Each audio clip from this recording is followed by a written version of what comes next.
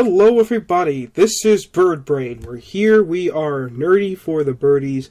The Philadelphia Eagles have finished the preseason, they finished training camp, they have created a 53-man roster, and are beginning to create their practice squad. So today we're going to kind of do a state of the union on the roster. Today we're going to focus on the offense and go down each position, and then tomorrow we'll do the defense and go through each position. Now, some housekeeping first. I apologize for not doing a post-game ponder after the Vikings-Eagles preseason game. I've been sick the past couple days, and I still kind of am, but my voice is now coming back, so I'm able to talk. So I decided just to wait until after roster breakdowns and some of the practice squad stuff got going before we had conversations. So without further ado, let's get into it. Let's start with the offense and the quarterback position. Really no surprises here.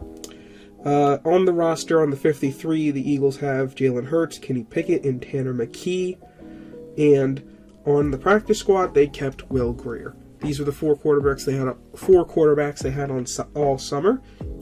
I was a little surprised they kept Will Grier on the practice squad, but hey, they like him. Clearly, he's good in the room. They didn't really use him too much in the preseason, didn't give him too many reps, but solid quarterback room. There's a lot of discussion about Kenny Pickett versus Tanner McKee, and had I done a post-game ponder, post the Vikings game, I would have brought up, McKee's performance, which was very choppy. Some things his fault, some things not his fault, but nonetheless, it wasn't the smoothest game, and it's kind of one of those games that was proof as to why maybe the Eagles don't look at him as QB2 right now. But yeah, that pretty solid quarterback room. Nothing really more to say. There's really no shocking change. And kind of similar for the running back room. As the Eagles kept 3 on the roster and 1 on the practice squad, they kept Saquon Barkley, Kenneth Gainwell, and Will Shipley, as well as keeping Tyrion Davis-Price, or Tyrion Davis-Price, I believe is how you say it too. Someone can correct me in the comments. Davis-Price, I thought, was the 4th back in the preseason who popped the most out of the rest. I thought the others were solid, but I thought he probably showed the most. Wasn't great that he fumbled, but I didn't think he would make the roster. I thought the other 3 were just on a different level, and that showed when none of them dressed in the final game. Obviously, with the starters and those on the roster, Saquon's number 1, Gainwell 2, Shipley 3. And I'm kind of a Gainwell number 2 guy for right now. I liked what Will Shipley has done in the preseason, but there are concerns about his game, especially pass protection, that's going to limit his opportunities. Gainwell's not the best pass protector either, but I think between the two, I think they trust Gainwell more in games on third downs in 2 minutes, because he's done that in his career. So I think it's just going to be a little bit of time before Shipley gets consistent playing time on the field. But, there's no rush. They have a lot of weapons to use, so there's no rush to get him going as well. Wide receiver, I think, is the first position where we have some interesting conversation points. On the active roster, they kept 5, A.J. Brown, Devontae Smith, Jahan Dotson, Johnny Wilson, and Britton Covey. And obviously, of those on the active roster, Jahan Dotson is the one who sticks out here. I was not able to do a video on the trade as well, but we finally get to talk about Jahan Dotson, and I love this move. Dotson, when he was announced to be potentially on the move from Washington, I was hoping the Eagles would go for it, because this is a guy that played in Washington. I thought he's been solid the last 2 years. He's had 500 yards both seasons. He was really good scoring touchdowns as a rookie. He had 7 off of, I think, 35 catches, I believe, which is pretty good efficiency. Yeah, but Dotson is somebody that I'm quite excited to see as that wide receiver 3. I think I feel better as him as the 3 over somebody like Paris Campbell or Aniyah Smith or Johnny Wilson right now. Speaking of Aniyah Smith, he was not cut. He was obviously put on IR. It's a short-term IR, so he can come back after 4 weeks. So that's fine. This would probably be more of a redshirt season for him. I think that he has to, gain more confidence, focus on getting healthy anyway. I think he has something, because he definitely showed it against the Vikings. I thought he looked a lot better. They definitely wanted to get him involved. They got him, a few catches. But yeah, it's going to be some time.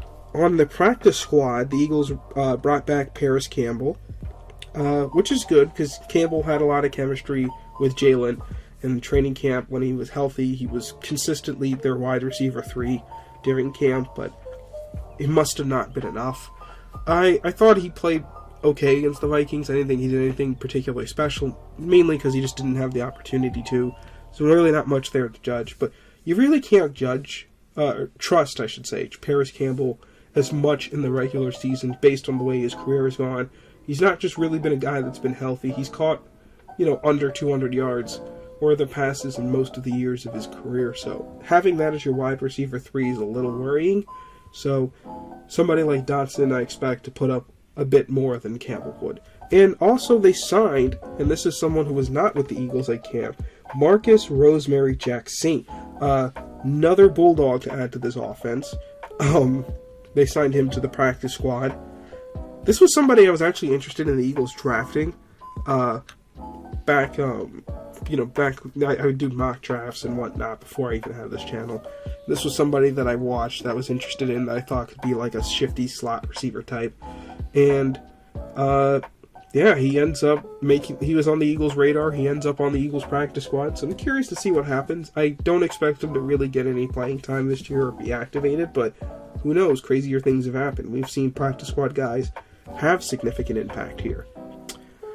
But yeah, I digress. So let's move on to the tight ends. So for our tight ends, we have 2 on the active roster in Dallas Goedert and Grant Calcaterra.